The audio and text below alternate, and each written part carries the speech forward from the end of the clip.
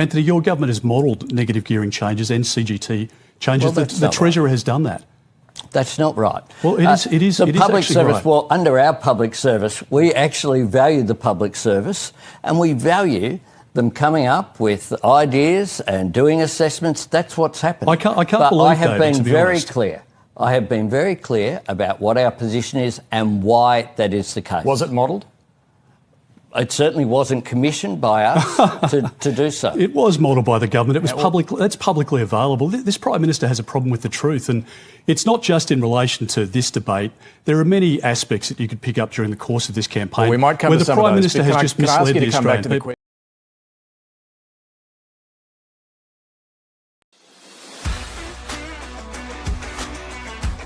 Hi, perhaps you recognize me. It's your favorite president. We will decide who comes to this country and the circumstances in which they come. And if the yes vote is successful, we will be divided forever. What does confrontation mean? It means you fight for what you believe. We've got Trumpomania running this country, brother. Unless you're scripted, you're useless. I was saved by God to make America great again. We shall fight in the fields and in the streets. We shall fight in the hills. We shall never surrender.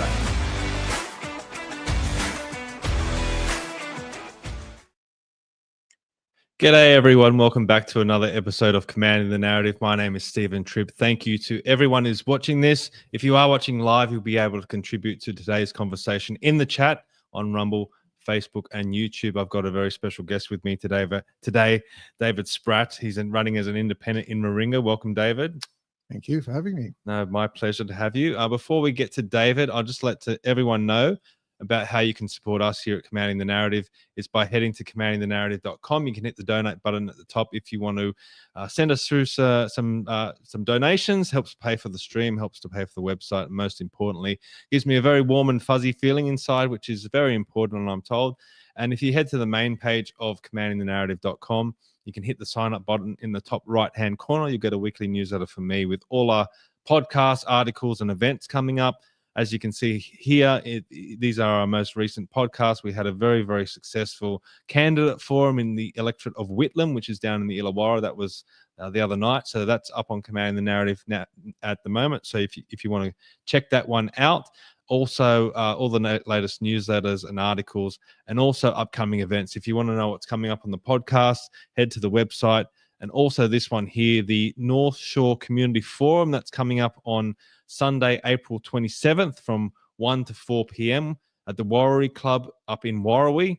Now, I've got a number of great candidates already confirmed for that. David is going to be speaking there. Also, Giselle Capterian from Bradfield, Andy Yin from Bradfield as well, and also some Senate candidates such as Lyle Shelton and Warwick Stacey, and also from the Trumpet of Patriots, which is Miss Nile. So that's going to be a great forum.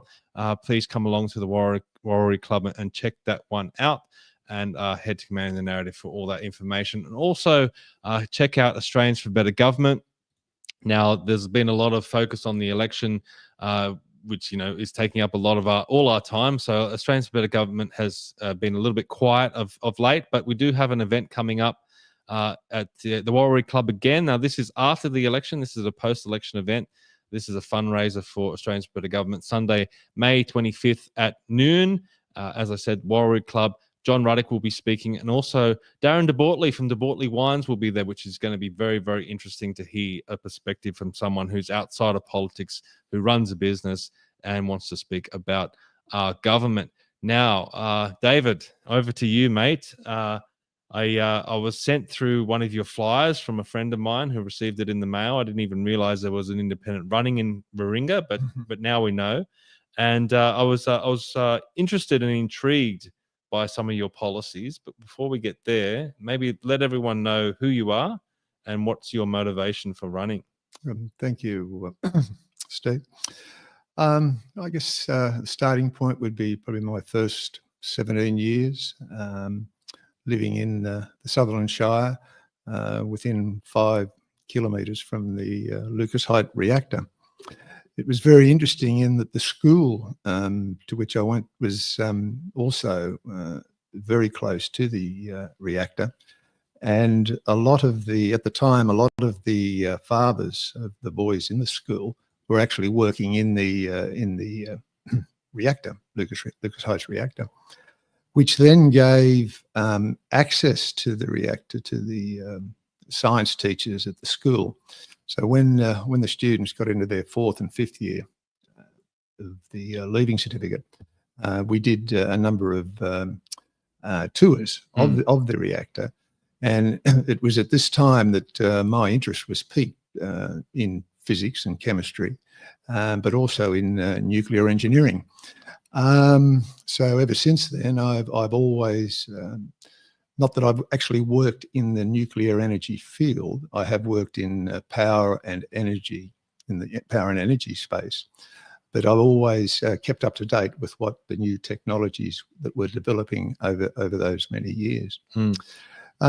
Since then, I've been working as a professional engineer in a consulting engineering firm, specialising in mechanical, electrical, hydraulic, fire protection, generally known as building services. So I've been working in that space for nearly 40 odd years, and was a business owner of that practice as well. Yeah. Okay. Presently, I'm running, as Stephen just mentioned, running as a independent candidate in Warringah.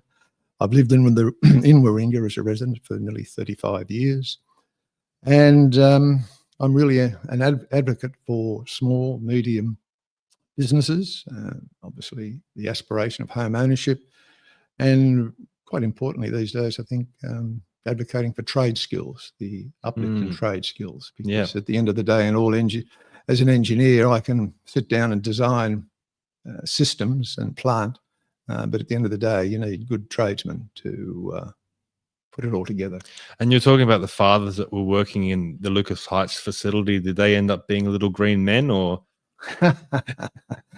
No, believe me, to your listeners, I've still got 10 fingers and 10 toes, and I've never been nicknamed David the Hobbit. So no, all good. No, there was never, at that time, there was never any generation of any fear or anything related to it at all. Had you ever thought about getting into politics up until this point? Like, did you have that ambition? Not at that time. I've always been interested in politics. But it's just in the last few years, obviously, I'm still practicing as a consulting engineer, albeit as a sole practitioner. The company that I owned and was part of, I closed that about 10, 12 years ago. But I still, as I said, I then moved into being, I still enjoyed engineering, still do. And that's why I continue working in it as a sole practitioner, even as we speak now. But no, politics. So I've always been interested in it. And just recently, especially in the energy space, I felt that, you know, I with my lived experience, I suppose, in energy and power, that I could add some value to the body politic in the form of, you know, that lived experience in those spaces of energy, and especially in energy. Noting that just recently with the development of micro modular and small modular reactors, running as a candidate would give me the opportunity and the platform to really introduce those new technologies of the modular reactors, introduce those technologies into the public square. Because talking to potential voters in Warringah, the public just don't seem to be aware that there are these developments in this particular space with the small reactors. Why do you think that is? Why do you think there seems to be still a fear with some people around nuclear energy? And I think a lot of that's pushed by politicians. But in your opinion, why do you think that still lingers? I think, it's the politicians pushing it, because they immediately jump to the Chernobyls and the Fukushimas, all the big plants where there's been issues and been problems. And of course, that just blankets any talk of anything else. So the new technologies are getting dampened down all the time because the politicians primarily and a lot of the activists just put the blanket on it. Yeah, yeah. And that's why I felt the opportunity to bring that out into the public square as on this particular platform as a candidate. Yeah, definitely. So what we'll do is we'll just check out your website. Now, this is your website here, davidsprat.com. And you got right there, engineering solutions. Now, I love talking about solutions on this show, and a lot of politicians are very good at identifying the problem and talking about the problem, but they rarely come up with solutions. So that's why I'm interested in speaking with you today. And you got a number of policies, and what we might do is we might go through those policies, one by one. First one's energy, and you talk about the immediate challenge of energy, cost of living pressures to be addressed by reducing the cost of energy. You say how? Temporarily halt the transition to 100% renewables, wind and solar, and reconfigure existing power stations to operate 24/7, as was done a decade ago when energy costs were cheaper. And you talk about Australia only emitting 1% of global greenhouse gas emissions. And you say we have time to keep running our existing power stations until batteries, new gas-fired power stations, and new nuclear plants can be incorporated into the mix and our national energy grid. So what do you have to say about the cost of living and how the energy price filters into that? Yeah. Well, I think we've got to remember here that energy security really means economic security. At the moment, it's my view that our energy security is the wheels are getting a bit wobbly on it. Yeah. And that immediately reflects then into that our economic security is starting to wobble. And we can see that, or the man and women in the street can see that, obviously initially in their energy bills that are just increasing. Yep. And secondly, out at the supermarkets and everywhere, because every manufacturing depends on reliable and affordable energy. And that is not the case. And that's filtering into goods and food and everything that we see in the mums and dads see in the supermarkets. Yeah, yeah. Now, in regards to in regards to renewable energy, you say you want to halt the transition to 100% renewables. Why is that? Well, looking at our existing coal and gas-fired power stations, they are aging, and they need some pretty full-on maintenance and probably replacement of particular parts, turbines, and generators, and so forth. Yeah. My feeling is that if we could halt the renewables rush at the moment and redirect any of those subsidies or budgets for the renewables, temporarily put that back into the existing coal and gas-fired power stations and get them up running reliably and running them 24/7, because when these turbines and generators are running 24/7, that's when they're the most efficient. And when they're running at their most efficient, that's when that wholesale energy costs will start to come down and then reflect in retail costs coming down. No, that's exactly right. But we're living here in Warringah, and I've done a lot of letterboxing around this area, and I see all the climate change, climate action now posters up everywhere, and there's a lot of attention, on transitioning to renewables to save the planet. What do you have to say about that? You're saying let's scrap that and go back to coal. Do you think? No, just temporarily. The reason I'm saying we could do that, in my view, is that Australia's contribution to the greenhouse gases, the global, is only 1%. Yeah. And that's the reason I think we've got time to try and get our existing energy system working properly. It's i.e. meaning it's affordable and reliable. Yeah. Now I see the renewables. When I say a halt to the renewables, that I'm only referring to the farms, the solar farms and the wind farms, not rooftop solar. I think individual people are quite entitled, if they can afford it, to put in rooftop solar, put in a battery, because that's advantageous to them as citizens. Yeah. So if they can get cheaper electricity via that system, I have no problem with it. The issue I have is with the larger wind farms and solar farms. when when they start injecting their power into the grid, it causes an instability in the grid in the form of voltage variations, but more importantly, frequency variations. Yeah.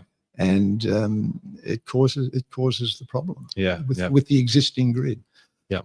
No, we've definitely talked about that on this show before. You've got this this clip on your website.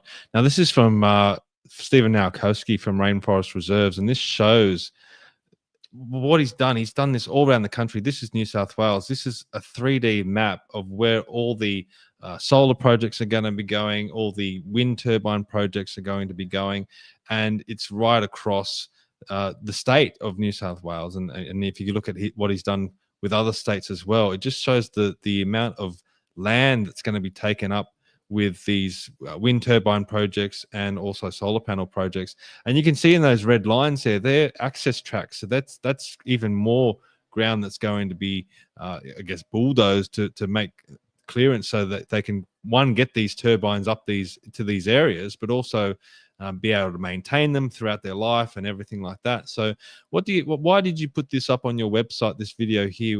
Why do you think this is significant? Stephen, I think the public in the cities are just unaware of what is happening out in the regional areas. What the almost the vandalism that is being implemented in native forests and national parks. It's devastating. And look at all that land. Exactly. And I don't think the men and women in the cities are actually aware of this. And I think what Stephen's done with these animations, just, they really need to get out into the public square. This is the one on my website is only for New South Wales, but I think the one that he's done for Queensland, it's magnified again. Up on the Great Dividing Range, there are huge swathes of forest and parkland that's just being cut to pieces. Yeah. The thing to remember, of course, and most people will be aware of the size of the turbine blades. They're something like 80 meters long. So when they're carrying, when these turbine blades are transported, they can't go around corners.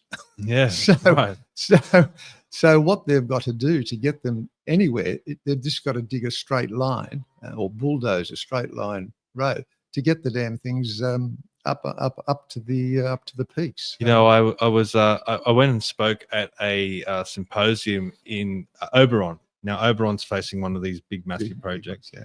And I was just talking to one of the locals there about like the local infrastructure in the area and the local roads. And he said, yeah, the roads are really bad. They're oftentimes got big potholes in them and they're not safe at night. They're windy roads. And I said, with all these windy roads around the area, how are they going to get the wind turbines up there? And he said, they're going to build a straight new road to get them up there. And I'm like, okay, so it's good enough for them to build a new road when they've got to install one of these wind projects. But, every day people living in Oberon, they can't get new roads first. Just can't get potholes. Yeah.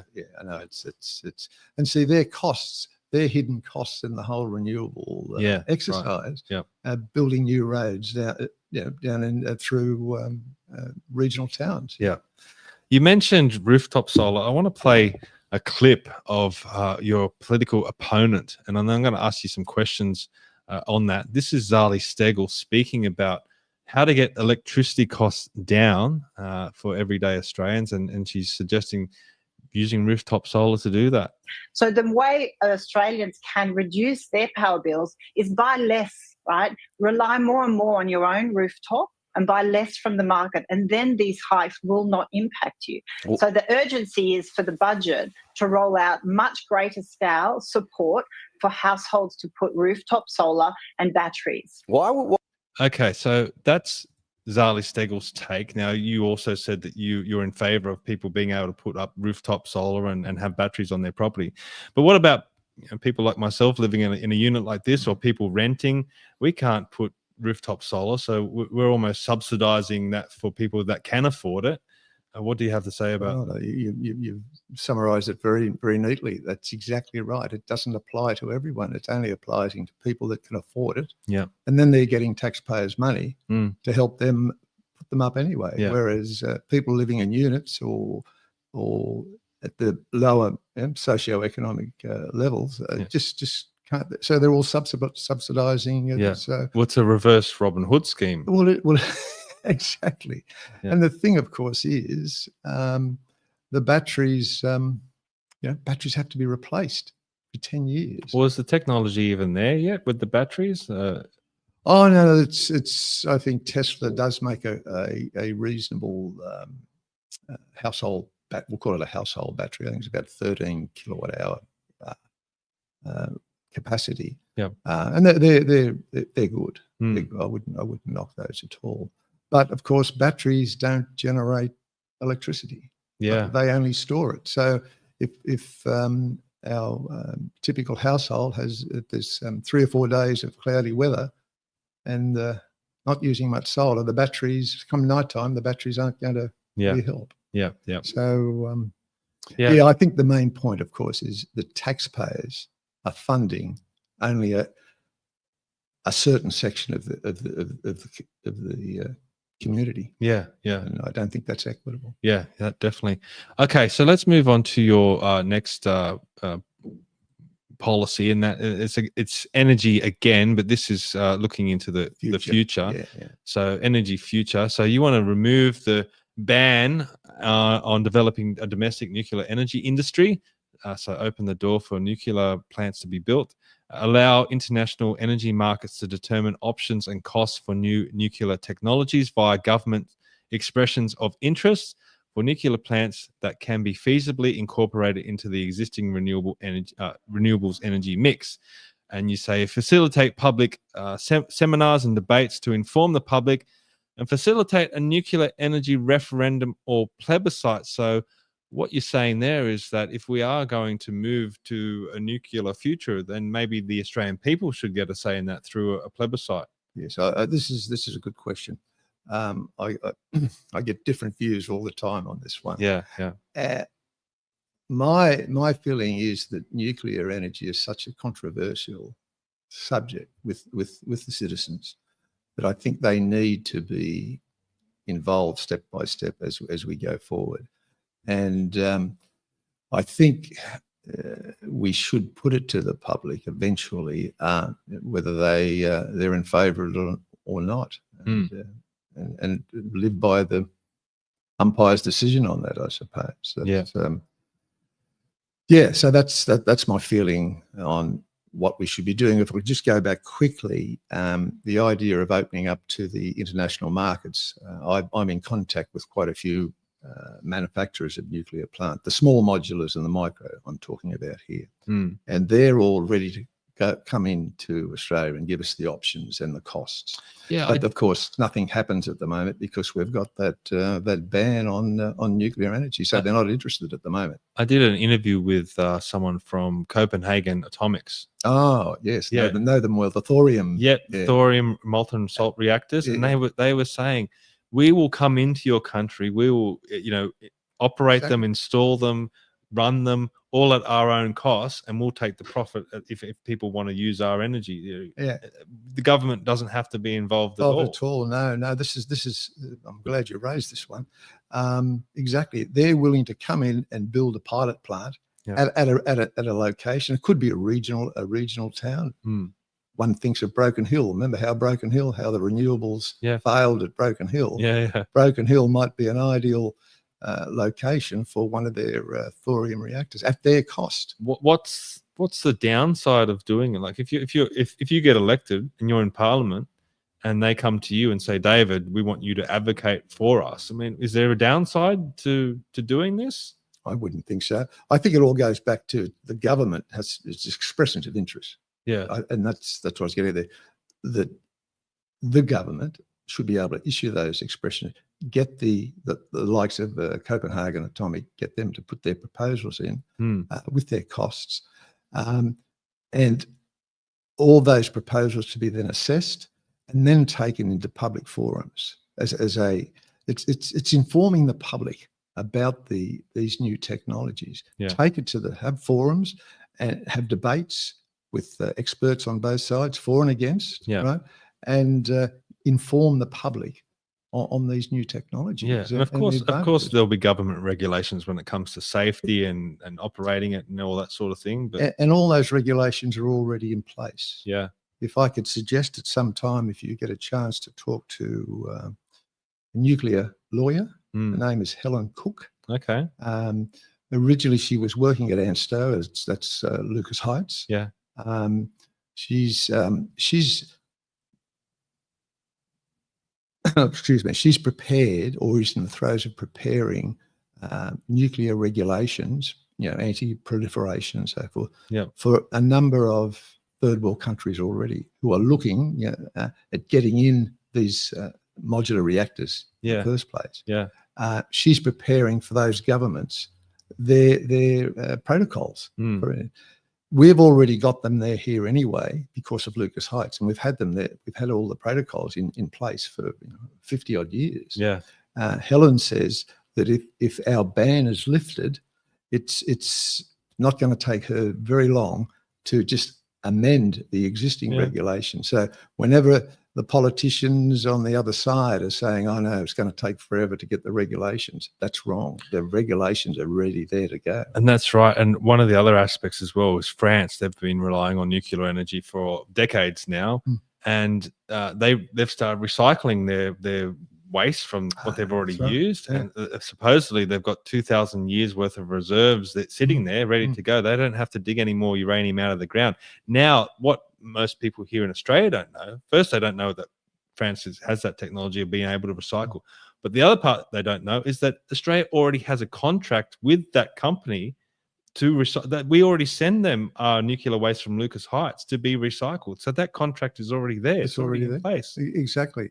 And this again comes back to the new technologies that are out there that the public need to know about. Yeah. The reprocessing and the recycling of existing waste that's been stored for years from older reactors. See, uranium, there is so much energy density in your fingernail. Yeah, that's right. That it can. A lot of the older reactors did not use all that energy. They put it as stored it away. Yeah. But we could take that back out and reuse that energy that's still in those little fingernail pellets. For the new generation micro and small reactors. Yeah. So see, this is one thing I've found through my journey in the last 3 years. The more that you scratch beneath the surface of renewables, you see all this horrific environmental destruction and economic destruction, et cetera, et cetera. You could go on for days talking about it. But when it's nuclear energy, the more you scratch underneath the surface there, the more you think, wow, this is amazing technology. Why are we not embracing not using it? Yeah. And as you say, there's 3 grades of nuclear waste: low, medium, and high. Yeah. All the we have a lot of low level radio waste in Australia now. Most of our general hospitals will have a sealed area down in the basement somewhere where they store their low level waste. Yeah. This is coming from the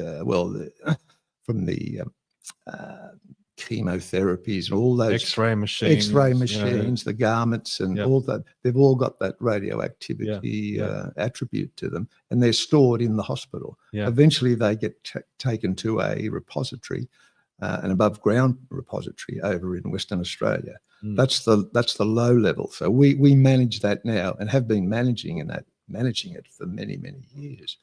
The medium and the high level radioactivity, as you said, is shipped over to France. It's reprocessed and downgraded, and then it's sent back to us as low level, which we then store in Western Australia. Yeah, it's pretty amazing stuff. Oh yeah. Okay, so one final question on that sort of stuff, but I might actually ask a question from Pauline first. I don't know if you'll be able to answer this one, but she's asked, who benefits financially from renewables versus who benefits financially from nuclear? I mean, that's a pretty tough question, but who benefits? Not too sure there. I guess no one's benefiting from nuclear yet because we haven't got any. But long term, obviously, where nuclear will be long term will be reliable and affordable and unlimited. And I think that's the important thing too with nuclear, that it's an unlimited source of power supply. Yeah. Thinking Australia, in another, by 2040, they're talking our population might be doubling. Yeah. So we're 25 million now, and we're all of a sudden going to have 40 million. Especially with AI systems coming in. Absolutely. I mean, big companies in America. The big data centers. Yeah. Plus, if we've got a population of 50 million, well, there's a lot of houses to be built. Yep. And that's where I think the renewables just won't be able to cater for it. Now, but you did say at the start that you want to halt the the renewables rollout, but not forever. So, going back to my first item there, I'm looking at addressing the cost of living now. See, there's a lot of talk about how they're going to address, but I haven't seen anything of substance where, well, how are you going to start doing this? Yeah. That's why I think what I'm advocating could be done straight away. Yes. But my question for you is ultimately in the future, the ultimate solution. So you're saying stop the rollout of renewables, put that money back into coal, get our coal plants up to scratch, you lift the ban on nuclear, start introducing that technology. So once you've got coal and nuclear running, is there a place for renewables? Oh, yes, I still think there is. Where do you see that? I could see that as well. At the moment, we've got quite a number of already existing and running solar farms and wind farms, and they are injecting power into that. I think we should still use that. Okay. But keeping in mind that over the years, those plants are going to have to be replaced. Now, if we start building up our nuclear on a proportional basis, initially, if we get more and more of those small modulars involved, once they get into the grid, you can then take out coal, take out the proportional amount of coal. Yep. And as you keep building, eventually you may be able to reduce the amount of renewables as well. Okay. So to answer your question, I see in the long term, and that's 2050 beyond, Australia should be running on all nuclear. Yeah, okay, and slowly phase out all those other phase those out proportionally, step by step. Which that's what don't seem to be doing at the moment. They're blowing up a coal-fired power station, but they're not getting back in there an equivalent amount of the renewable. Yeah, that's right. Okay, so let's go to the next one, and that's first home ownership, which I think is important, especially at the moment. You've pretty much addressed cost of living. It's a cost of living election, but the next part is home affordability. Housing affordability. Now, first home ownership, you say that the following facilitation process will be considered for a first home purchase only: deductibility of all establishment costs, deductibility of on all ongoing running costs for the first 5 years, permit weekly super contributions to be used to repay loan, but only for the first 5 years and capped at 15%. Landcom, state and federal, to purchase for lease more land for housing development, and creation of UK-style shared ownership schemes. Okay, so some of that might be flying over the top of people's heads. Some of it might be understandable. Flesh that out for us. Okay, so with the first two, the deductibility, when people buy an investment property, as you're probably aware, all the running costs, establishment costs are all tax deductible. My feeling is, well, if we're allowing that for investors of home units or blocks of land or whatever, and they can use deductibility on those running costs and establishment, why can't we do that for first home buyers? And Peter, for 5 years. Peter Dutton must have been looking at your website because he's adopted that policy now. Well, it's very similar to it. Yeah, this has been around a while. This one. Yeah. He's also talking about the deductibility course of it's the interest, I think, on the loans. Okay. Yeah. And that's all part of the establishment of and the running costs. So yes. Yeah. The next one, I'm not a great supporter of younger people pulling too much money out of their super. He talks about the $50,000. I'm not too. I don't think that's right. I think that taking that lump sum out straight away, I don't think's the best thing. I tend to agree with you, because during COVID they allowed people to take out 10,000 and then another 10, so 20 all up. And I remember a friend of mine said, "I'm going to take the 20,000 out and invest it." I said, "Mate, you're not going to be able to invest that money better than the super companies. I mean, they're the ones. They've got all the money and they control the game almost. Yeah, exactly. So you need to be able to trust them to a point. Yeah, exactly. So I'd be leaving the pot that they've already developed. I'd leave that alone. But then you've got the contributions, the 12% or whatever it is now. Yeah. I think part of that contribution, part of that money that they're putting in, let's say 50%. Yeah. 50% could go into paying off the loan. Okay. So you say you've worked 10 years, so you've got money in super already. You can't touch that, but you go out and purchase a property, and then as you work and your employer's paying money into your super, half of that could instead go to paying off the loan. Yeah, interesting. Yeah. Okay. Yeah. I haven't heard that one before. That's so. Tell me about the Landcom. The Landcom. Yeah, look, there used to be. I don't know whether it still exists. I'm talking New South Wales now. There was an outfit called Landcom, and I'm going many years. They would release land, throughout Sydney. Yeah, and and it had all been worked out to so many home housing blocks. And it went up for auction. People would go out there and have the auction for the particular pieces of land. Yeah. I don't hear about that these days. No, and a friend of mine, Kevin Lockray, who's running as an independent in Ballina. I'm sorry, Richmond. Ballina's the state. So he's running in Richmond. He talks about, I'm probably going to get this wrong, but the old Defence Force housing scheme. Yes. Which apparently was a similar sort of thing. Yes. Yeah. Yes, exactly. For retiring all defence personnel. Yeah. So what I'm trying to get at there is that it's Commonwealth and state land that they own. Yeah. Why aren't they releasing more and more Crown of that? land? Basically Crown land. Yes. Yeah. Yes, in that case. And that's the first part is land. Of course, then you've got to get the infrastructure in. Yeah. And, yeah, that's right. And that's the big kicker, of course. Yeah. And Peter Dutton has talked about that at some stage. Not recently, I haven't heard it, but in the past, he talked about providing the infrastructure, the electricity, the water, the sewerage, and the communications, and that's a big issue. That's getting that. Yeah, definitely. But it's really the starting point, of course, is the land, and I think that there should be more land released, and maybe they're going to look at that. I don't know. And what about the last point, creation of a UK style? This is a case. It's more in. I don't know whether we've done it out here, but it's in the UK. What it is, a developer builds a block of flats. Yeah, and he then rents those out to prospective renters.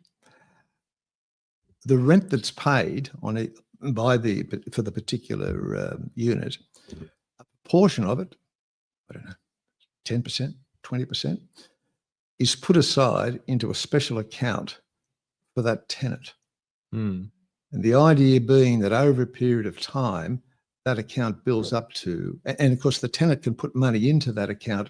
If he wins the lottery, he can put money into it until it builds up to a point where there's a pot there to actually buy or purchase the unit. Okay. So in other words, the developer then sells it because the money is there to the tenant. Yeah. The beauty of that, of course, is from the developer's point of view, he's got all these units, and of course he's got people in there. They're not going to trash the place because they're putting a little bit of their money is going aside to eventually own it. Yeah, yeah. So look, does that help with the capital or raising capital for the developer to then go on and develop? Well, he can go, and that's what they do there. When he gets that money, he's then building the next tower block and doing that. So, Look, it's a probably chunky way I've explained it, Yeah, but there is that model in the UK, Yeah. which I think, like a lot of these things, we get these models and then we adapt them or amend them to Yeah. improve them for our own purpose here. Why are politicians that are in there now, why are they not open to these schemes? I mean, especially the UK one, if it's working in another country, why can't we look at that here? Exactly. Just, Which goes back to energy and nuclear, doesn't it? Yeah. All the other countries in the world have some form of nuclear. Yeah, it's like we've just got the handbrake on for no particular reason. Yeah. For 1%. The handbrake's on for 1% of global emissions. And meanwhile, we dig up all our coal and uranium and ship it off. Ship it over there. And they can burn it and put it in the same atmosphere. Like, what's the big As I was saying to someone the other day, with this 1%, with the activists here, you know, in my view, causing disruption to our economic security. They're all doing it for 1%. I know.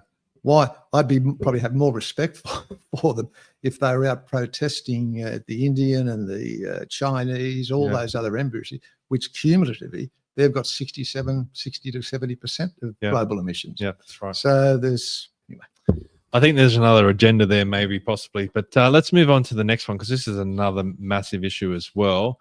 You talk about immigration. So you want to wind down the current excessive immigration levels until necessary and adequate national infrastructure and housing can be initiated and completed. Productivity enhancing trade and professional migrants accepted. So, well, I think Dutton's looking at that now. If they're saying they're going to get it down to I don't know, whatever the number, 160,000 or something, whatever it is. But even so, I think it's got to be really wound back until we comes back to the home of getting housing and infrastructure. Just getting all that up and. Well, it's crazy that the net migration figures for 2023-24 were 446,000. The year before that was 536,000, or roughly something around that figure. So that's net. That's the people staying in the country. It's where do you house those people? Where do you provide the services for them? Exactly. I think, and I think that that discussion on immigration is front and center anyway. At the moment in this election. Well, I want to play a clip because just one thing. Could I just say, with the immigration, if they get it down to a level, I think we should be selective as to who we're bringing in at this stage. And that was my comment about the people we bring in are tradesmen and engineers and project managers, because they're going to help the productivity issue of the economy. So I think I work in construction. You see that now. All the chippies are Irish, and all the engineers are Indians and Chinese, and they're good at what they do. Oh, they're good, exactly. And they're the ones that will lift the productivity. Or can lift the productivity, and that's what we do. The big question is why Aussie's not doing these roles. I mean, it's a good job being an engineer or working in construction or having a trade, or you can earn a lot of money doing that. A lot of money. Yeah, exactly. Yeah.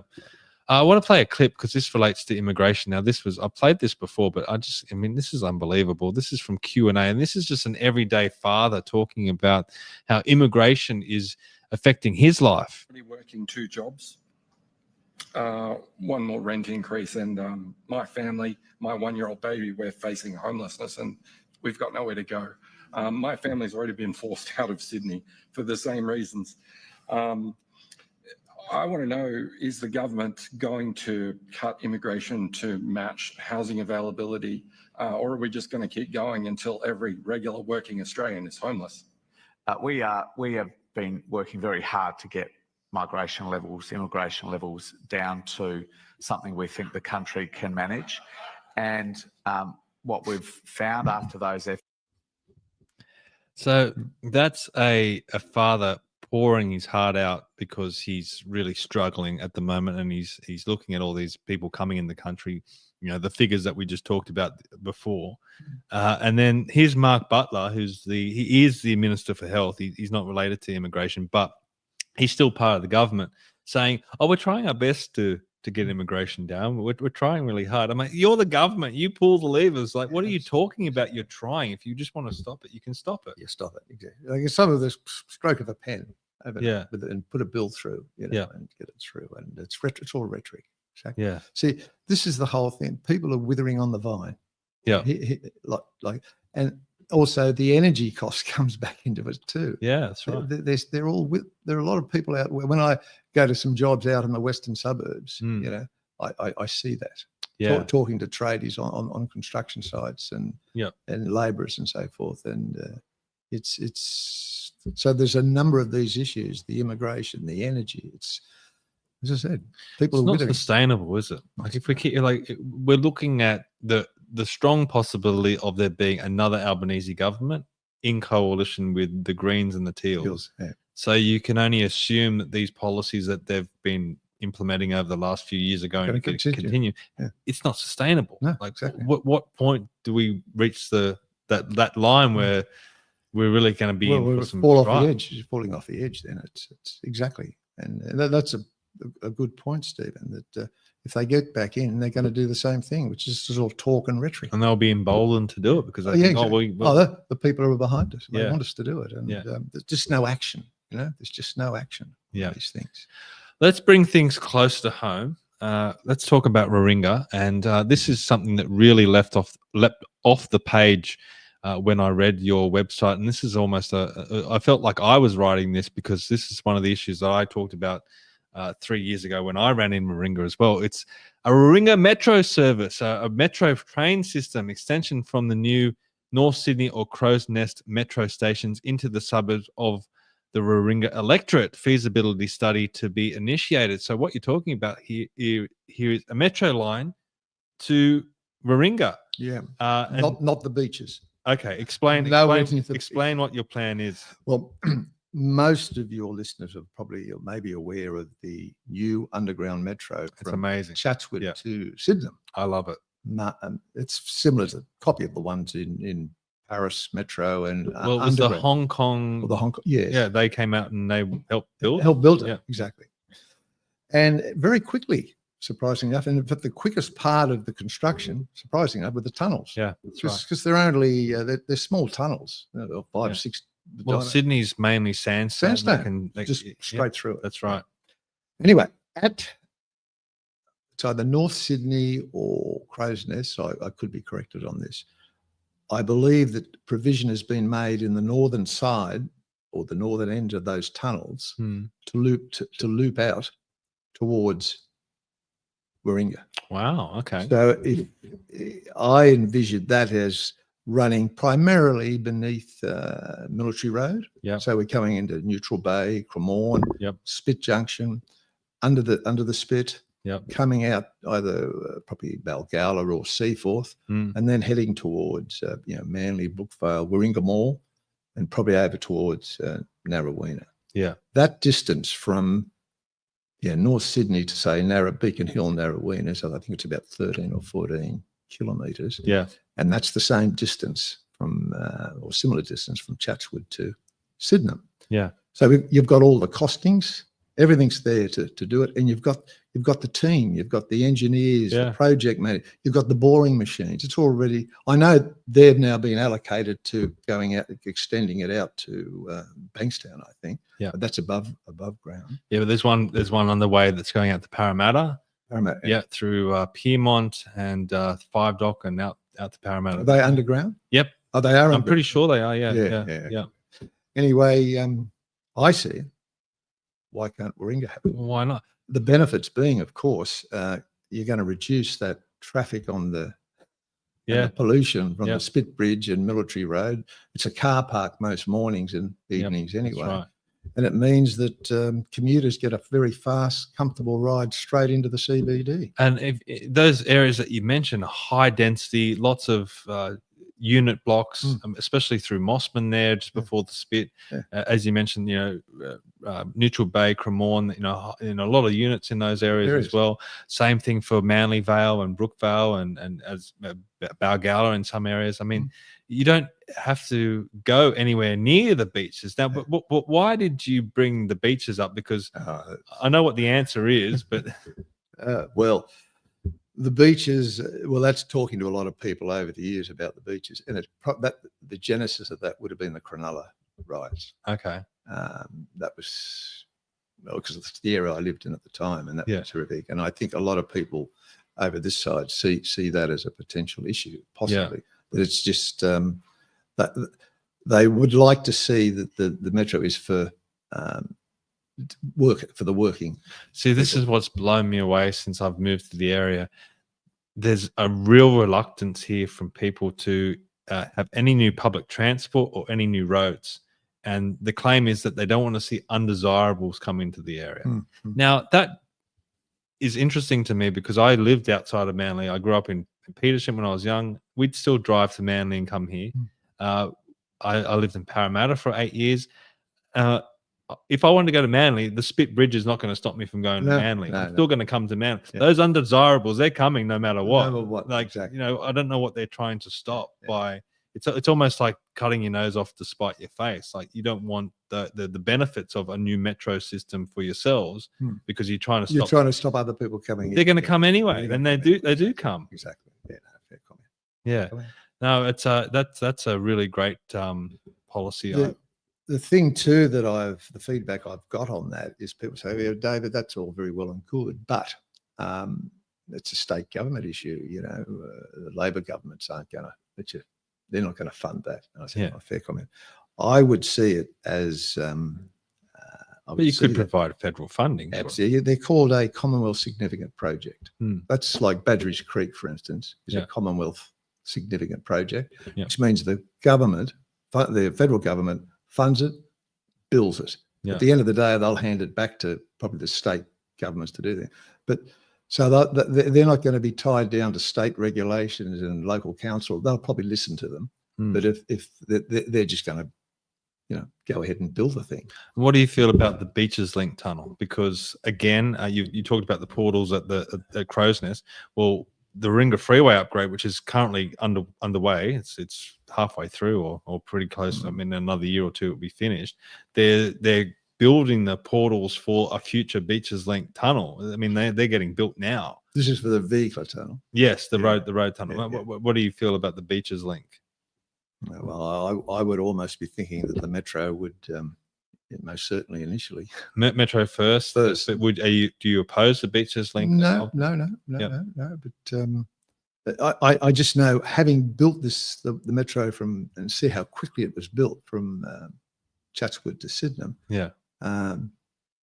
And if it was a Commonwealth funded project, I could see the thing being done in probably 3 or 4 years. And I know a lot of people are probably concerned with the construction aspect of it as well, because when you have a new road, like for example, if they did build the Beaches Link, there would be a lot of disruption to local roads and a lot more area for the portals, and you'd have to reconfigure some of the local roads.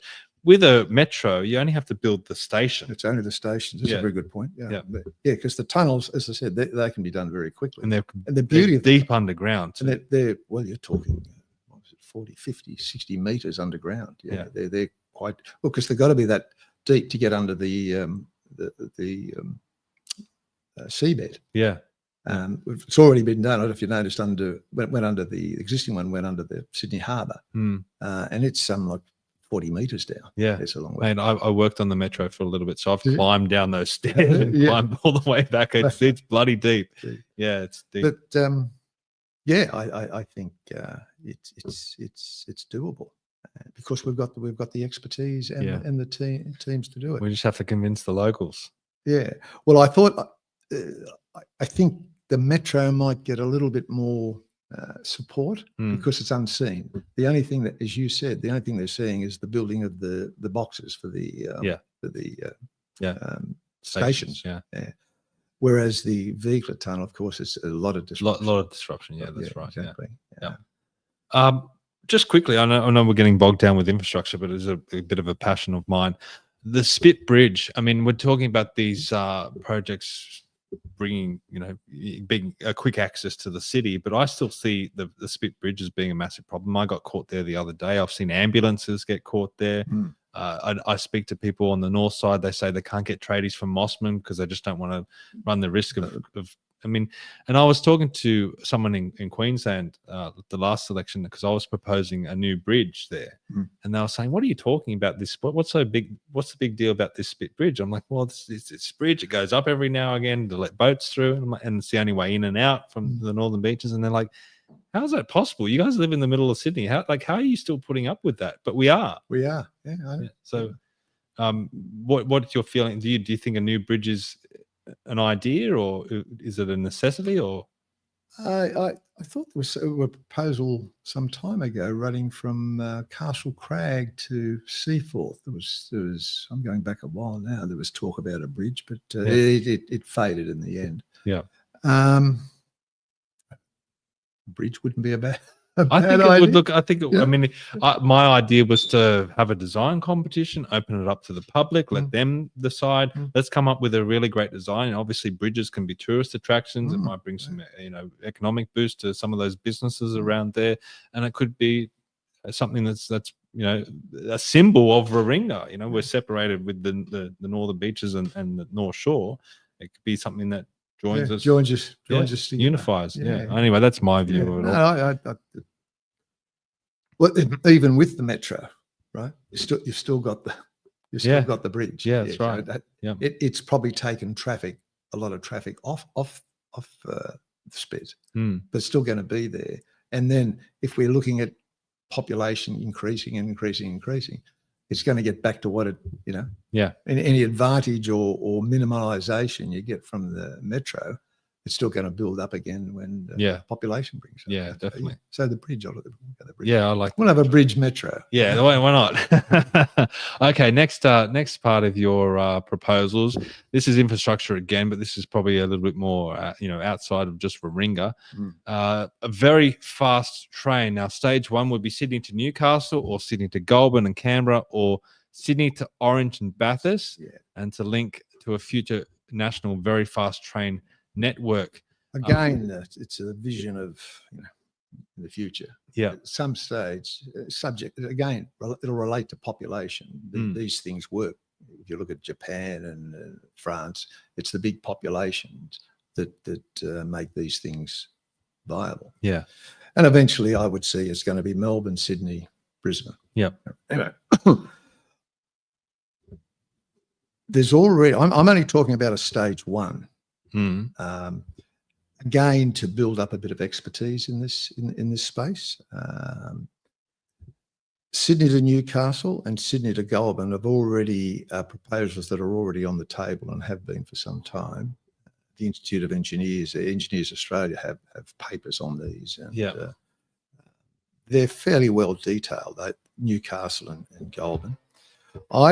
The Sydney to Orange Bathurst is one I've thrown in, and it links back to first-time affordability. Because my thought was, if we did have a fast train network just from, say, Sydney to Orange Bathurst, these things travel at 200, 300 k's an hour. So ideally, it might only be an hour's trip. Yeah. Say an hour's trip from Sydney to Orange. Yeah. Orange, young couple, first home buyer. Yep. You're going to have cheaper land to buy. Yep. You can probably get a nice 3 bedroom house. Yeah. At probably, I don't know, a third the price of what they be here. Yeah. And they could still work in the city. Yep. Comfortable ride back and forth. They can do their homework on the train. Have a snooze or whatever. Yeah. So look, people are already traveling an hour to work in the traffic now. Absolutely, or longer. Yeah. So an hour and a half, Sydney to Orange. I know John Anderson, when he was in Parliament, did a lot of work on this, and I heard him interviewed once, and he was saying that he'd been speaking to the Japanese, and they were again ready to go, ready to come in, help us build it, just like the Hong Kong people helped us build the metro.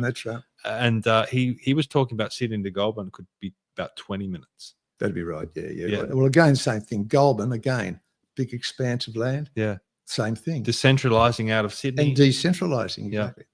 Yeah. And of course, Sydney to Goulburn, it maybe goes to Canberra, but most certainly it was to Goulburn. Yeah. And that's going to help the majority. Canberra might help the Well, I heard, I did hear this, that one of the big pushback on this fast rail project is Canberra Airport, and they actually lobbied the government quite hard against a fast rail project because they don't want to lose the business from politicians flying into Canberra. In and out. Yeah. Well, there you go. Yeah.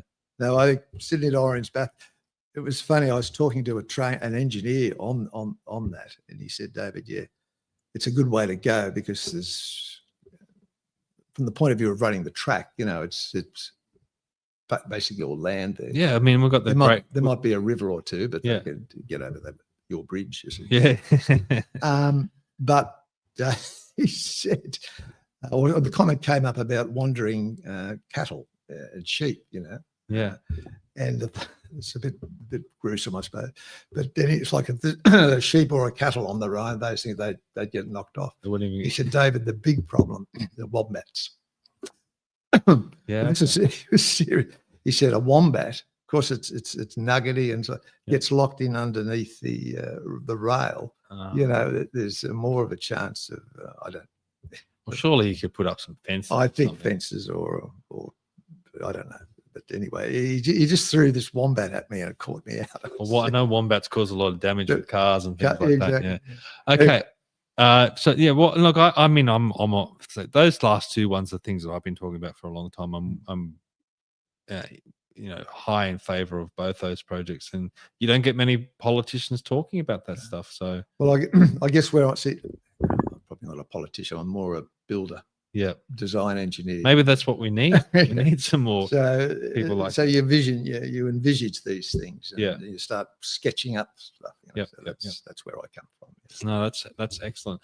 Okay, next point. Now this one is something that I know people. There's a local group down in Cremorne. They would love hearing this. It's the citizens-initiated referendum. Reintroduce a modified version of the 2013 CIR bill, enabling citizens to bring a particular issue of public concern directly to Parliament at any time. So it's the Swiss. This is the system they have in Switzerland. Yep. Sorry, just going back to the 2000. I think it was one of the senators, Madigan. It might have been John Madigan. Back in he actually had. There's a bill already prepared. Yeah. Okay. That he presented to. It got knocked back. Politicians probably don't like it that much. they only want to deal with the public every 3 years. Yeah, that's right. Yeah. But so I haven't. I knew the bill was created, but I'm not too sure of the full details. But I think I know in Switzerland, if they get a 1% or 1.5%, there's a certain percentage. It might be. I think Switzerland's got 9 million people. It might be 500,000 or up to 1 million signatures, and that's got to be done properly. If they get that and that's presented to the government at the day, then there's a law so that you've now it'll be a single issue. It'll be a single issue item. They've then got to prepare the bill, prepare it, take that back to a referendum or to people to for the rest of the people to vote on. Look, it's more direct democracy, and very much so. And if it's working in other countries, then again, why can't we look at it and try and implement it here? It wouldn't be used. It's something that may only be used, very, very sparingly. Sparingly. So it'd be if there's I don't know. It could have been the same-sex marriage, for instance. Yeah. Or say, for example, enshrining free speech in the Constitution. In the Constitution, or something like that.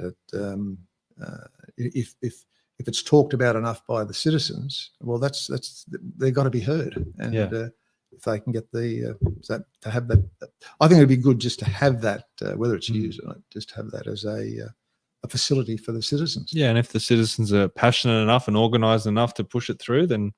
And then everyone votes on it, then I don't see the harm in that. No, it's democracy, isn't it? Yeah, that's right. All right, good one. Next one is interesting. Social media. All social media platforms to be captured by the existing broadcasting and publication laws. Yeah. Now, David, I don't see you as being a big social media user. I'm not. So why is this part of your policy platform? It's probably getting a little bit of it. I was hearing that at times a couple of years ago where the social media platforms were using data from journalists of broadcasting and using that and putting it on their websites without paying for it, obviously. Yeah. And not only that, it also means that we know that our current media, papers and the radio stations, they're governed by fairly strict rules of broadcasting standards and so forth, So it was, why can't these media platforms come under the same umbrella? Maybe it's not that easy, but why is it so important for you to do that, though? Because of the potential misinformation, disinformation that can be, and some pretty ugly stuff that these media platforms can disseminate. Okay. Yeah, so. Okay. All right. Next one. Let's go to water. So this is another big issue across the country.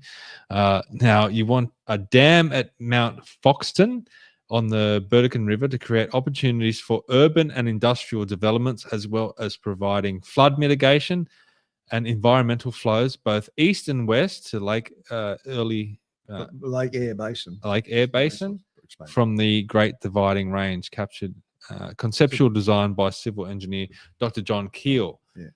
Water is a big, massive issue in this country, and we haven't really been doing much with dams or drought proofing or anything like that. What are your ideas here? Well, as I said, the concept of this is from good friend and civil engineer John Keel. Yep. He has got the conceptual design already done. He's presented it as a paper to the Institute of Engineers back in November. And that was accepted to them. So it's public. Yep. The Burdekin River in far north Queensland, it gets when the wet season hits, the monsoon here, that's where all the water goes. The Burdekin River, and most of it just runs out at I think it's called Eyre on the west.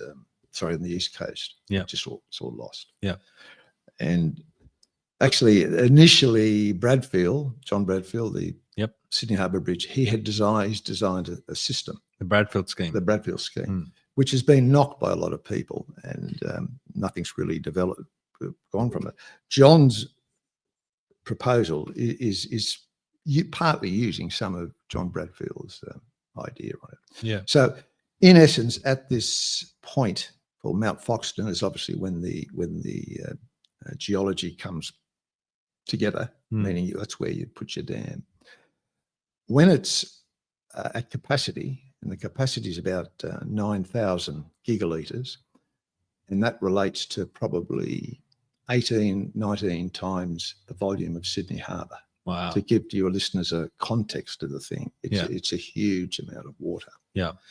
So that's the first thing, that the quantity of water that it can store. The next thing, and to me, it's the game changer. It's level. The level on the Great Dividing Range enables the water in that dam to gravity feed, not only to the east coast, to the Townsvilles and Charters Towers. It can also gravity feed into the Western Plains. So you don't need pumps or anything like that? Not initially. Yeah. So initially it would gravity feed into a lake. It's called Lake Galilee, I think. Then there are some need for little localised pumpings to get through, but generally the water can almost gravity feed all the way to the Lake Eyre Basin, where you've got the Diamantina River, Cooper's Creek, all those famous rivers, Torrens River, that a lot of the time are dry. Yeah. Right. Here we can start putting, if nothing else, environmental flows into those rivers. Yeah. Plus the fact that over in those Western Plains, then you open it, because you start to have a sustainable body of water. Because water's crucial. Yeah. You start to get developments, industrial developments, urban developments, whatever towns are there at the moment, they can all of a sudden start to flourish more. Yeah. Because water is, well, critical. Again, getting the engineer thinking ahead is over in those Western desert plain areas, you have your small modular reactor, which is self-contained for your electricity. Yeah. Then you've got your water from the Mount Foxton Dam. Yeah. Hello, what happens then? Yeah. decentralisation, isn't it? Yeah, that's right. You know, With the Bradfield scheme and the designs for that, I mean, you hear about it all the time, but where can you go to find those designs? And your friend here that's also done his design, like, can people go and see that? Maybe it would. well, with John's, it'll be on the Institute of Engineers website. Yeah, okay. What I might do, I'll speak to John, and he'll be. I'll send it back to you. Yeah, okay. And you can maybe send it to. Yeah, because that's what he's been dealing with. So I think when people can see it. Yeah. I mean, we hear about the Bradfield scheme all the time, and I've tried to look for it to see what the plan actually was, and I can never seem to find it. But it was a number of dams and a number of channels. There's also a number of channels involved. It was all through that northern Queensland area, but it was primarily trying to get the collect water, all that water and get it down here, down south. Yeah. But it was very complicated. Yeah, okay. I haven't particularly said. I'm just going with John. As said, it was a very complicated system. Yep. His is a lot simpler. But yeah, look, all these things are nation building projects that just leaders with some conviction and some foresight and some I guess some dedication to the country might be looking at, but we don't see any of that. Well, I haven't included that on the. When I'm campaigning in Warringah here, because it probably doesn't mean indirectly it will if we've got big stories of water there. Because that relates to food production. Yeah, that's right. It benefits the whole country. Yeah. Okay, so next one's interesting. Let's hear what your thoughts are about this. Now, this is the Indigenous Youth Education and Traditional Indigenous Land Reforms implementation of secondary boarding schools. Adjacent remote outback Indigenous communities for secondary Indigenous and non-Indigenous children in these remote communities. Consider reforming native titles away from collectivism to individual ownership. What does all that mean? Well, this is a personal one. Okay. After I graduated, I got a job with a firm called Nabalco, which was opening up a bauxite mine and a process plant, alumina process plant in the Northern Territory, a place called Gove. Yeah, Gove, Northern Territory. It's way up the top. And so I've spent probably in the Northern Territory back in the day, probably 4 or 5 years in the Territory, working either in the mine, the process plant, and later on in Alice Springs in construction, commercial construction. Yep. So during that period of time, I worked both with and for Indigenous communities, and got to know a lot of them individually. Yep. Working with them, and one of the takeaways at that time, but it was refreshed just recently with the Voice. A lot of these things came back to me. Yeah. Back then, I can remember talking to guys and some of the girls working in the admin in the building. Their big concern was education for their children. Yeah, of course. Yeah. In Gove, in Nullumboy, it wasn't too much of a problem because the company built a complete town there. So there was a high school and a couple of primary schools and a hospital. It was quite the big project back in the 70s, the Balco, the Gove project. So the people I spoke to back then were generally happy because their kids were getting a good education. But what they did say that was their cousins that were living out in the remote areas, that they just didn't have access to it. Primary, the primary wasn't so bad, but it was the secondary. When the kids are turning, what is that, year 7, is it? They're getting older. That's where the wheels fell off for a lot of these people in these remote communities. Yeah. So the vision is boarding schools. Not boarding schools down here, because we, as you know, a lot of the boarding schools here have scholarships. Yeah. But they're bringing particular kids that are good at sport or whatever. Yeah. I see the same model of a boarding school, but up in the Northern Territory. Yeah. The location would be, I don't know if you know the Northern Territory, but there's the transport spine the Northern Territory is the Stuart Highway that goes straight up from Darwin, straight through the middle of Alice Springs, straight through the middle of the Northern Territory. Yeah. And along that road, there's a number of big regional towns. Catherine comes to mind, Tennant Creek, Daly Waters, Newcastle Waters, some reasonable sized regions there. That's where I would see, envision the boarding schools being located, because then you've got to have access to power and water and so forth. Yeah. But if you look at Catherine, if you had a boarding school at Catherine and you took a 50 kilometre, 100 kilometre radius from there, you're going to pick up a lot of remote communities. And that distance from those remote communities to Catherine for parents is probably a lot better than if the kids are down here in Sydney. You know, it's interesting. The initial reaction when you say boarding schools for Indigenous people is like we see. I mean, I lived at Parramatta. You know, they'd get an Indigenous player to go to start to play for Parramatta. They'd put them out in their house and then get to a point where they would just disappear and they'd go walkabout, because that's just what Aboriginal people tended to do. But there's another flip side of that, and we're seeing a lot of commotion and stuff in Alice Springs with youth on the street at night and causing trouble and getting up to mischief. And at first, I just thought that these were just unruly children that were wanting out there to cause trouble. And when they actually spoke to them, they said, no, we just don't want to go home because all the violence and everything that's going on back home. So potentially maybe this boarding school idea could address that, where they could live outside of home and get an education, and maybe they would like, I mean, it's worth a shot. It's this idea. So it's not my full idea. It's actually comes from, as I understand it, Jacinta Price's mother.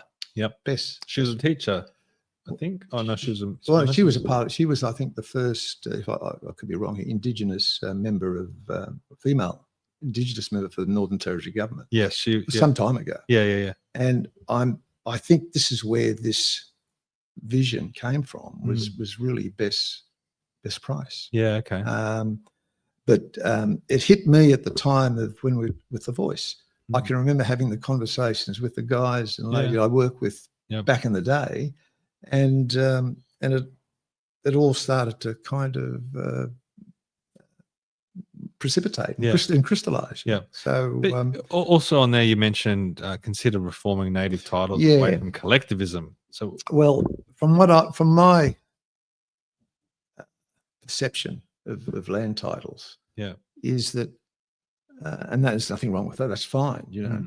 But they seem to be run by land councils. Yeah, that's right. Right. Yeah. Who dictate how it happens. That's right. And the Aboriginal people living on there can't own. They can't own anything. No, exactly. So we're coming back to the aspiration of home ownership. Yep. Doesn't matter, Indigenous or non-Indigenous. It's. I think it's inbred in humans. Yeah. You know? Yeah. So why can't individual? You know, some of these areas be broken up into blocks of land or something, and they be given a freehold. It's just a sensible, common sense thing to do, I would think. And then you're going to get a little family, because they know this is their block of land. They'll plant their food and all the carry-ons from owning. I read Warren Mundine's autobiography, and now his book was all about that, like the childhood part of it, because his father was a grader driver and worked so hard, and they finally purchased a property, and they're all living there and sleeping on the veranda, but they owned it. And he worked hard to get it. And apparently his father talked about it all the way through his life, about the value of hard work and the value of contributing to society and all those things. I mean, it's a big deal. It's a big thing. Yeah. And I think it's already happening. If I'm not I could be mistaken. I heard some time ago, I haven't got the detail, that this idea in one of those land council areas, one of the land councils, probably a bit more a progressive lot, are actually looking at doing that. Yeah. And subdividing, basically. It's another issue that you've been raising a lot of issues that I don't think the people, particularly here in Warringah, realise how these land councils work and how native title works. I mean, I don't think people are aware of it. Yeah. Exactly. So so that's a personal one, actually, having spent many years working in the Northern Territory with Indigenous people. Yep. The other thing, what was I going to say related? I'll come back in a minute. I just was another issue related to that. But, Okay. Yeah. All right. Well, let's go to the next policy. This is interesting. I think this could potentially be more of a state issue, but I'll get your response for it. First, emergency responders, severe criminal penalties, a minimum jail term to be enacted on any individual physically assaulting or hampering a first responder during the course of their duty whilst attending an emergency situation. Now, wouldn't this be state Probably would legislation? be. Probably would be. But again, I'm fortunate enough to have this platform. Okay, we'll get it out there, to bring these things out. Yeah. Yes, I think you're aware of what happens here. As these first responders go and they're attacked. Yeah. Well, that just Makes no sense, happen. but yeah, it happens. The problem's the law. You notice I put there a minimum jail term. At the moment, there are penalties, but they're also maximums. They set them a maximum. Yeah. And of course, it gets into court. And of course, for whatever reasons, and there may be reasons, then nothing's ever really done. Yeah. If you put in there a minimum, I don't know, lawyers have to sort it out, I don't know, 12 months, 6 months jail term. Yeah. I think that would be a great boost for first responders, knowing that, that this is going to help pull back. So, I think, and there's some personal friends that have been involved in it, so that's why it's there. Yeah, fair enough. Yep. No, that's important. It is an important issue, whether it is state or federal. No one should be. If you're a paramedic or a firefighter or whatever, and you're turning up to something, you shouldn't be abused. You think about You're there to yourself. help. You're in a car accident or something, and you want someone there that's going to be able to get you out, and they're not going to be interfered with. That's right. Doing that. Okay, last one. Now, a lot of these politicians only have like 3 points or 3 policies on their website. If you're lucky, some have none. You've got 12. This is the last one. In order to fund the nation-building infrastructure projects proposed above, an Australian infrastructure fund is proposed. The fund would not only use taxpayers' monies, but have Quango status, which is the quasi-autonomous non-governmental organisation. Yeah, it's not a drink. Okay, it's not a drink. All right. The fund to be variation of the USA EB5 Immigrant Investor Program and the Singapore GIP Immigrant Program. Okay, a few other things that might be going over people's heads again. So let's flesh this out. The idea here is it's a fund, special infrastructure fund that doesn't use taxpayers' money. That's the big thing. Where does the money come from? It relates to high wealth immigrants coming into the country that are given the opportunity to either put money into the fund in the form, it could be a loan, a loan for 7 years, 5 years at commercial interest rate, or just a straight donation, if you like. The other attribute that may be possible for them, it could run a lottery. Think Opera House lottery ticket. Yeah. So the fact that it's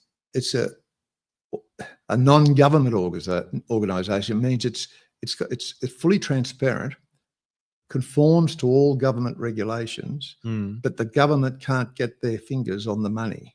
Okay. Right. So because you know what governments are like, if they see a pot of money, they like to get it and put it into consolidated revenue or something. So, like for example, New South Wales lotteries used to be government run. Yeah. And then what the money's raised would they would when the money's raised, they would distribute to wherever they wanted to. Yeah. Whereas I'm saying you need a fund that when you've got that money, you put it back into infrastructure, the dam, the small modular reactors, even the what was the other one? High-speed rail. The high-speed rail. Yeah. Right. All those are so it's specifically for infrastructure. Yeah.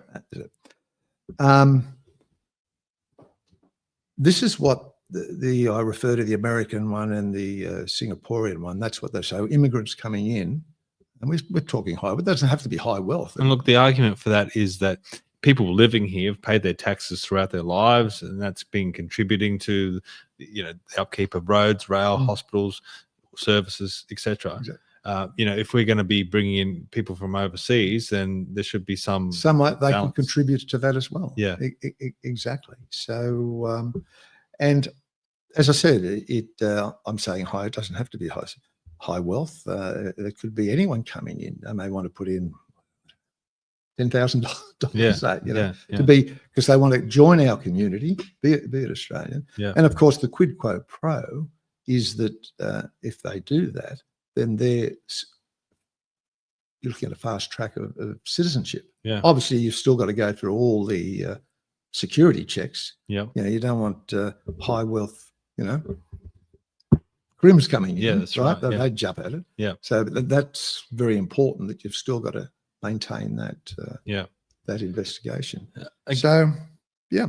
Again, something that's not being proposed by our mainstream politicians, where I think most sensible people would look at that and say, let's think about it. Even if they're not completely convinced, let's flesh it out a bit. Let's have the discussion. Exactly. Let's put some more meat on it. Yeah. And look at it. Interestingly enough, I do believe that the government did have a similar program that was closed not that long ago. But I think any money that came in just went into, disappeared. Yeah. Well, I say disappeared, went into consolidated revenue. Yeah. And what really triggered me the other day too was, I think it was Chalmers mentioned talk about going, how our future fund, which is really money aside for the public. Get greasy hands on the future fund. Because that's for the public servants' retirement. Yeah. He said, we might be able to use some of that for the green green hydrogen. Yeah. So see, they can't help themselves. When they see a pot of gold. Wait till they get their grubby hands on super. Well, that's what they're doing now. Yeah. They're looking at that now. Yeah. So that was the idea of that it's an infrastructure fund. And, look, I've had figures that one of the ex-bankers that support me came up with some rough figures, and subject to the particular immigrants coming in, he could see in the first year something in the order of $10 billion. Wow. The basis of that being that the numbers of these high wealth people coming in, wanting to come in from all over the world, we're talking. The rough figures he came up, he said, if you've got 200,000 immigrants coming in each year, he looked at 5 to 10% would be high wealth. Multiplied that by, $1 million each, say $1 or $2 million each. All of a sudden, that figure in the first year he's looking at 20 billion. Well, we're not even asking them at the moment. These people might be coming into the country, and we don't even propose it to them. Give them the offer. They might say, "Yeah, I do want to contribute to have better housing and better road and roads." Exactly. Yes, exactly. Yeah. And anyway, that was the genesis of that, and so that was 20 billion. Let's say 10 billion first year. Same thing every year. So it starts to accumulate. It's certainly thought-provoking. All your policies are thought-provoking, and that was really the driving motivation for me to reach out to you and talk to you today. When you're out there campaigning in Warringah, like, what's the feedback been? Is the locals receptive to what you're saying? Yeah, Are they ready to hear it? Very much so. Very much so. It's choice. They're looking.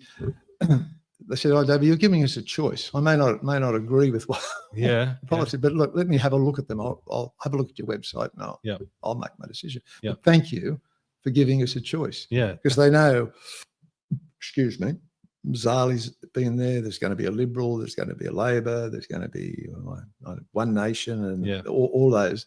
We know all what they're all about. We don't know what you're about. But thanks for giving me a choice. And even a couple have said, "Oh, David, you're giving me the opportunity to put a protest vote in." Yeah, yeah, that's right. Instead, I can put a protest vote in, because I'm unhappy with the Liberal Party or unhappy with the Labor Party. Yeah. Now, how do you feel about Zali Steggall. Now, she's an independent as well.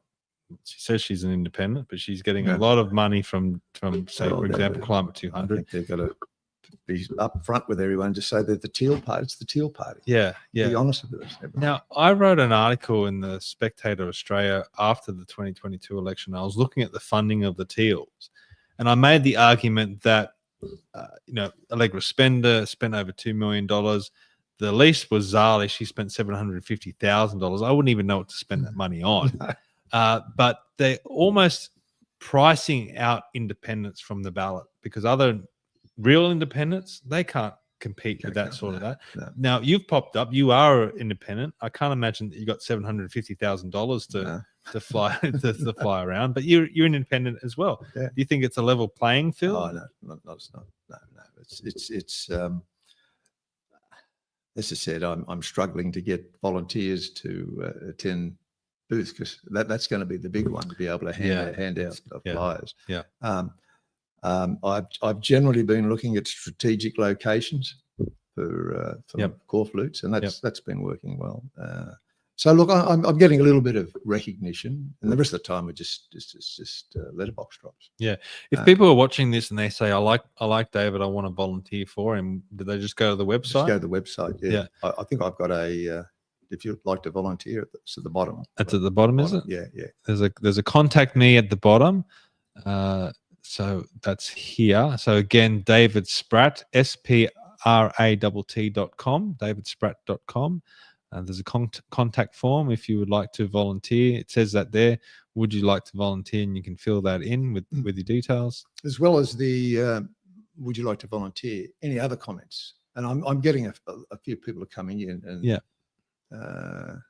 so if any comment you want to make, happy to. As they say, I've got 2 ears and 1 mouth, so I should be listening twice as much as I talk. Yeah, definitely. So look, I've been saying this at a lot of different events and forums and on this podcast as well. Volunteers are like gold. They are. They're like gold. You don't understand how important a volunteer is to a political campaign. And look, for someone like David, who's putting these great ideas out there, get behind him. Put your hand up and see if you can stand on a booth, even if it's for an hour or two, or do some letterboxing. All it needs. Yeah, just an hour or two. Yeah. Makes all the difference. So definitely reach out to David about that. I'm going to finish up with some questions about, I guess, preferences. Warringah's normally a 2-horse race. It's normally, well, in the last few years at least, has been between the Teals and Liberals. Which of those two would you support? This is a good question. Initially, when I started this venture, I thought, well, an independent's an independent. You don't give preferences because you're willing to look at all things. Yeah. That's changed. I think this election is just so important that I don't particularly want to be harvesting votes. In particular, my leaning is to the Liberal Party. Yeah, okay. I've always been a swinging voter. Yep. I look at policies rather than personalities. Yep. When I was running the business back in the time of Keating and Hawke, I gave them a vote because they were doing good things for small business. Yeah, okay. And small business was for my family. Yeah, so that was the first stop. Yep. But the Labor Party to me is not the same Labor Party. Well, it's almost the same with the Liberals. That way. Well, people say the Uni Party. Yeah. The Uni Party. They're both the same. Yeah. So getting back to the question, look, I will be giving my preferences to the Liberal Party. Yeah. So, and that's the question I've been getting as I walk around and the hustings. They say, oh, that's all very good. That's all very nice. 2 questions, really. To whom are you going to give your preference? Liberal. And if we gave you a Guernsey to play the game down there, how would you be voting in Parliament? Yeah. And I said, well, I would guarantee confidence and supply to the Liberal Party. Yeah. Which means they can then form government if Warringah's vote was needed for that. Yeah. Yeah. And I said, but every other bill or thing I'll assess it on its merits and its benefit to the citizens of Australia. One thing about Warringah, it is when it comes politically, it's a highly educated electorate. Very much You so. have a very low informal rate. I think it's only like 2.5% or something ridiculous, where other electorates can be as high as 10, particularly out in Western Sydney. There's a lot of switched on voters here. They know they essentially know what they're doing, and this is a big issue. We're heading towards a minority government, it seems, by all accounts, and it's going to be a big question about if you are going to vote in an independent, such as it's already happened here in Warringah and areas around us as well. There's teal electorates all around us here. And those are going to be the ones that choose the next government. And the Liberal Party has put this brochure out. I don't know if people will be able to see that there.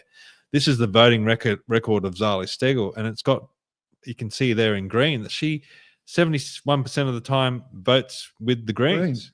And the least there is the Liberal Party at 34%. And you can tell, if you follow her on social media, she's always bagging out the Liberal Party. She's always attacking Peter Dutton. She's always attacking the Liberals. Now, this is far beyond what she presented herself when she first popped up. She was, I'm a former Liberal, blah, blah, blah. Look, you might be able to make that argument for Allegra Spendapol. I think Allegra maybe leans towards the Liberals, but all these other teals generally get behind Labor, and you would only assume that they're going to back an Albanese government. I've seen Zali at events. She's always cozying up to the Greens. It's almost like she is a Green. The question that Warringah voters need to ask, if I'm going to vote for Zali Steggall, am I really voting for another Albanese government? I think the answer is yes. The answer is yes. Yeah, I agree. And I'm getting that in the hustings as well. Yeah. And hence the question, what are you? Yes, it's good you're giving me a choice. Yeah. But how are you going to vote? Because I think people have seen it. They've had 2 terms of an independent. They've seen that there's nothing really that Zali has done. And there's nothing that she can do. She just doesn't have the power in there. Well, as I say, it's a seat warmer. She's been a seat warmer down there, really. Yeah. She hasn't, so the big thing is, I mean, with this minority government looming, she's going to have a say in who that government is. So the votes in Warringah could potentially sway who becomes prime minister, whether it's a Albanese Labor government or Peter Dutton Peter Dutton Liberal government. So this is a big deal. It is a big deal, and goes back to my policies. So, as some of the vision in there, if in fact Warringah's, if it was a hung parliament, which it looks as if it's going to be, and Warringah's vote becomes crucial for either party to form government.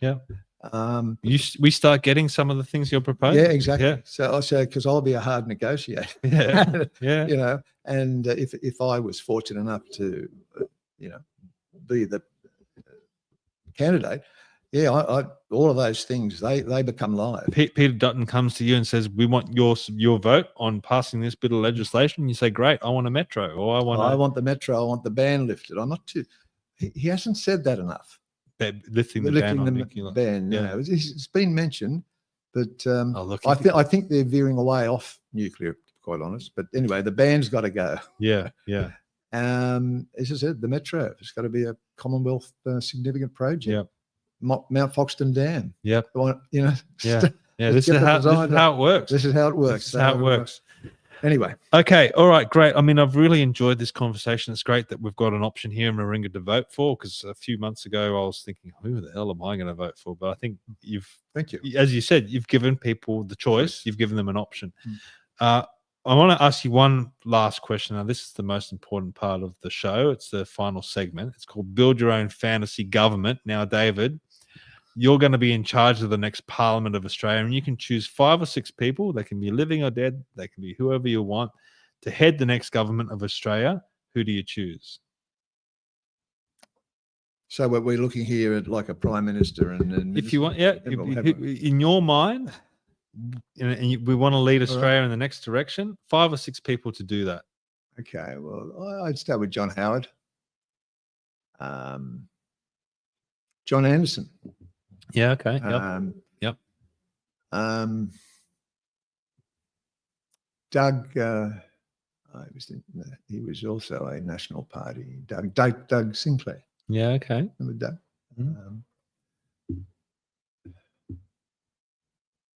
I'd probably even have a Bob Hawke in there. Yeah. Okay. Yeah. He was good. He was a good No, I was a bit young for Bob, but people that I've spoken to that are older than me say that he was a unifier, especially after what happened with the Whitlam. Yeah, it was the debacle there. Yeah. I know. I didn't mind Bob. One more. Kim Beazley. Kim Beazley. That's an interesting one. I thought he was. Yeah. What did you like about Kim Beazley? We haven't had. Well, he was defence. He was defence minister, and I'm going back a while. He seemed to be wanting to really, which we need now anyway, to get our defence. We should be up about 3.5% of GDP. Yeah, defence. You know, we're sitting ducks at the moment, and we need to be spending it smartly as well. And smartly. Yeah. I think back in the day, Kim, he was most certainly. Yeah. Interesting. Yeah, we haven't had Kim Beazley yet. Okay, that's why I asked this question too. I like putting people on the spot and just seeing what answers they can come up with quickly. All right. So as I mentioned before, if you want to support David or even head to his website and check out his policies, you can head to davidsprat.com. Spratt is spelled SPRATT. davidsprat.com, no .au at the end, just .com. And check it out there. Please, if you want to volunteer, contact him on the website and put your hand up and help him out there. If you want to support us at Commanding the Narrative, please head to the website, commandingthenarrative.com. Remember to hit the sign up button in the top right-hand corner and you get a weekly newsletter. And check out this candidate forum coming up in Warrawee at the Warrawee Club, Sunday, the 27th of April, from 1 to 4 p.m. As I said, David will be there. You can come and meet him in person. And hear from him, and also hear from our other great candidates as well that are heading to that event. It should be a great day. It's a $5 donation at the door, so that's not going to break the bank, I don't think. So thank you again, David. Appreciate it. Enjoyed the conversation. Thank you, Steve. Yeah, enjoyable. No, it's been Very great. enjoyable. Yeah. And thank you everyone who's been watching, and we'll see you all next time. See you later.